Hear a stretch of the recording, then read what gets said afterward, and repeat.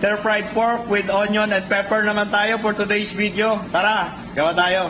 Meron tayo rito pork loin. Iniwan ko lang sa manipis. Paminta, asin, soy sauce. Mix lang natin. All-purpose flour, cornstarch, baking powder, pepper. So, mix lang natin. Kuha lang tayo ng konting flour. Mix natin rito. Isang itlog, mix lang natin. Dip natin sa flour. Coat natin hot oil. Rito natin 2 to 3 minutes. Pag natin sa food pan. Gawa na tayo ng sauce. Oyster sauce, 400 ml. Soy sauce, 1/4 cup. Honey, 1/4 cup. Salt, paminta, 1/4 cup. Flour, 2 cups, tubig. Sesame oil. Isa natin. Set aside. Oil, bell pepper, onion. Aside na natin. Isa na natin luya sa bawang. May bawang at luya na lang bato. Tap na natin yung sauce.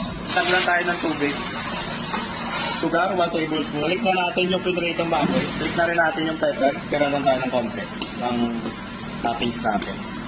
Balik na natin. Chop na natin. Balik na natin sa pan.